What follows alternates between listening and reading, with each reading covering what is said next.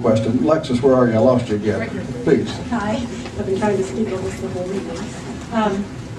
Thank you for coming here to this town hall meeting. My name is Pam Gentry. I wanted to talk about the misinformation that appears to be out there, especially in the media and the internet, about the current proposal for public health care option. And I was hoping that you could explain your understanding of this provision in the current draft bill 3200. And I would like you, if you could, to address the following 5 myths that have been spread through the some of the radical talk show hosts and through the media. One of those, I have the floor right now. I did not interrupt others when they were speaking. One of the myths is if you could address whether or not House Bill 3200 includes a death panel that would decide whether seniors get to live or die. Stop. Would you address? Oh. I'm not taking notes here. I'm the staff here, but let me just on that one. Okay. I've had some of my family at Mayo. I won't go into this dissertation about it, but I respect that pretty much. It's quite a place. I think that all of us probably know it's a okay place. People come from all over the world there. And they have done studies. They're constantly doing studies and say that at the end of life, that it's very expensive. Nobody likes to talk about it, you know, but it's very expensive. And they have discovered through counseling and so on that they can cut that almost in half. So the process, no, the cost.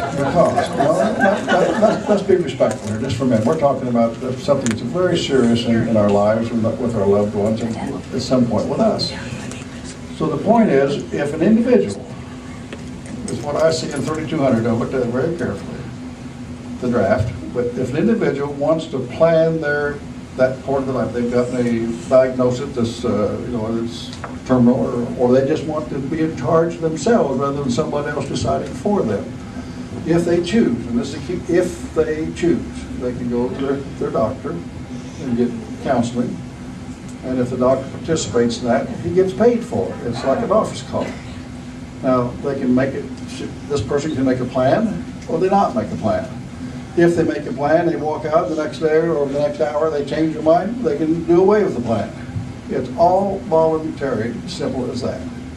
And I don't think that's bad. No. So basically you're saying that it allows the individual senior citizen more control over what happens at the end of life. It's just a living will. Yes, it does that, and it goes a little further, because as Mayo has discovered, if the people sit down and talk to their physician one-on-one as a choice, that they'll make good decisions and they'll get better care and it will cost less. Yeah. So instead of the health insurance company deciding what happens, the private citizen. Well, there's that side of it, and there's probably all of us know families and individuals where somebody gets sort of incapacitated because of illness and so on.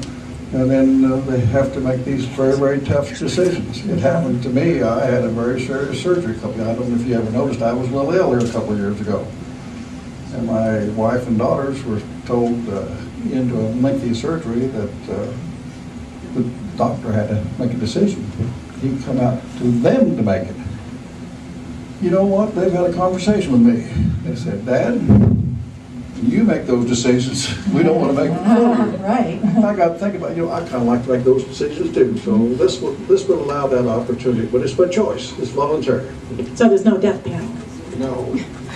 Okay. The second one is: does the draft HB 3200 will it result in rationed health care?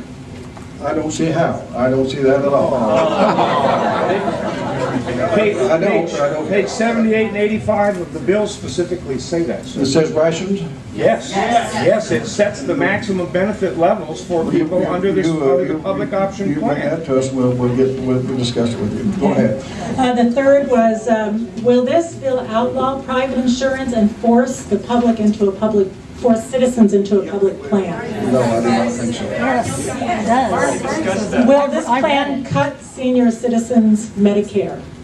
No, I do not believe so. Will this plan bankrupt America? I actually think it will, if we can construct this as a way that a lot of us hope to, with PAYGO and so on, and I actually think within the system, without even going outside the system, there's the opportunity to pay for this thing and actually save money. There's a number of features in there. The clock is running. There's another number of features in there that ought to save a lot of money. And if we can do that better, you know, this fee-for-choice thing that's going on, for example, on the Medicare reimbursement, they get so much more money. I thought they said down in McAllen it was because a lot of folks go down there to snowboard and so on, and I got bored down into it. That's not the case at all. That's not it.